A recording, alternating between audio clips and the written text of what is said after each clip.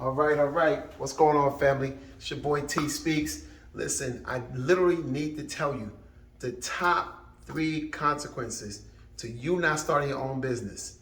Now, I know what you're saying. Well, I don't need my own business. I'm doing this, I'm doing that. Everything is fine. It is fine for a moment.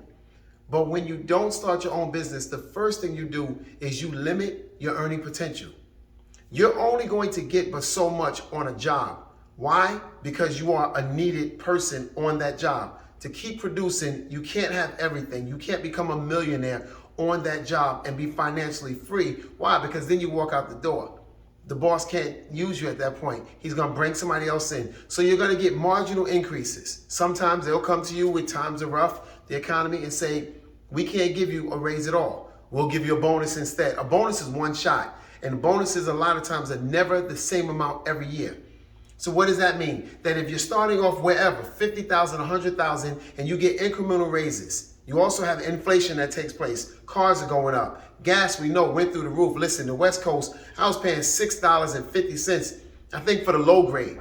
So we see that life is always going to squeeze us more. It's always going to demand and always want more from us. So no matter what you're getting, you're literally going to always have to give more away. And your raise is going to go up here, inflation is going to go up here. Not starting your own business limits your earning potential.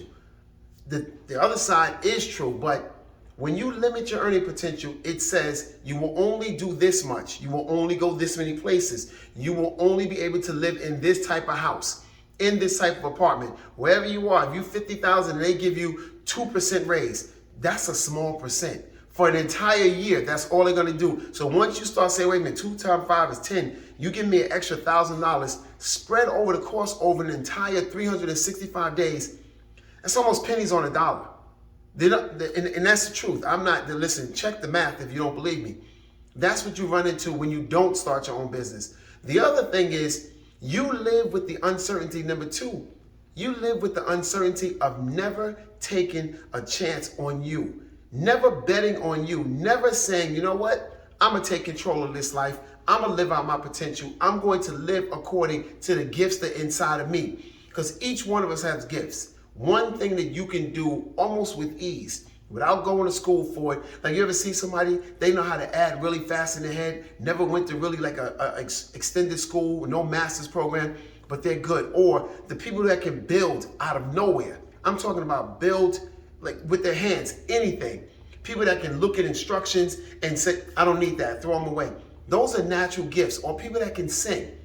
In church, for R&B, it doesn't matter. People that can actually just blow. If they go to karaoke on a Friday night, you're looking like, wait a minute, why aren't you doing something like you're a secretary or you're a freelancer or you're a photographer, but wait a minute, your voice is obvious to us.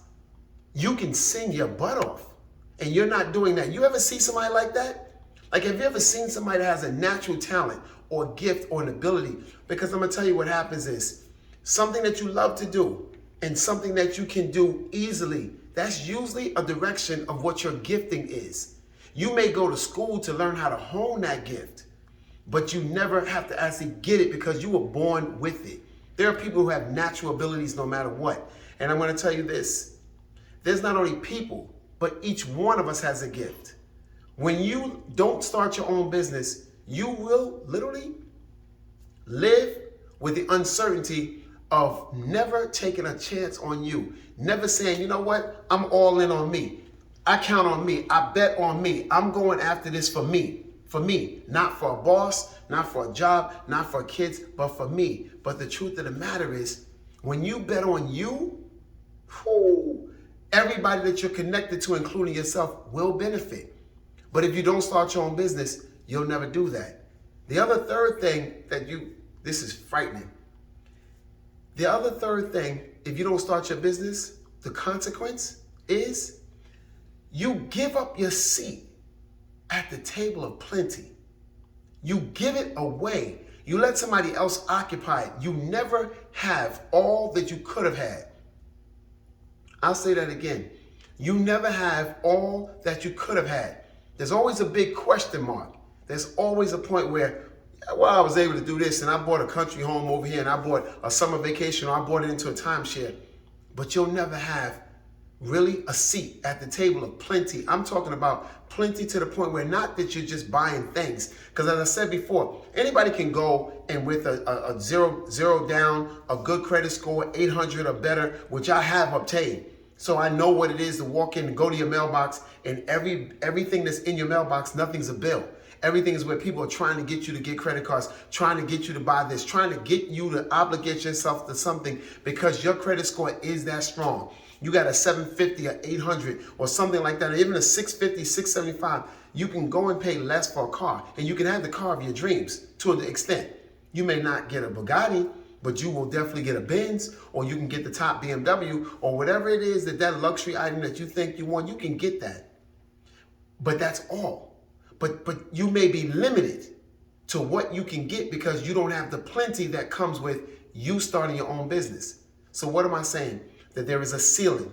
There is a ceiling on your earning potential. There is definitely, you never want to go to the grave and say what I could have been, what I should have been, what I think I should. Because listen, let's just do it like this. You have those times when you're in your office, or even if you're working from home, whatever the case may be, on your job, when your mind starts to drift off on what you really want to do, on what will give you that flash in your eyes, that excitement, that pep in your step. You ever think to yourself, I really, really want to do this. I really feel like I can do this. And you go, because the phone rings at that point and there's somebody demanding something at a time, or the kids cry, or you feel as if, you know what, I'm going to start this. And all of a sudden, when you get ready to start it, everything comes. It's like the floodgates are open, called distractions. Okay? But that's literally what you forfeit. You give that up. Never betting on you enough to see it through when you don't start your own business. And like I said, number 3 is when you absolutely don't start your own business, you get to the point when you basically, my friends, let me tell you something. So when I say that you give up your seat at the table of plenty, you absolutely do. You can't sit there. Somebody else is sitting in your spot and you're not able to get it. That's all for me. But listen, think about it. Do me a favor, like and share this video if you can. I appreciate it. If you heard anything that you think is pertaining to you, send it in the comments. If you want to hear me say something or speak about a topic for you, put it in the comments. I'm TSpeaks. And remember, change your mind, change your life.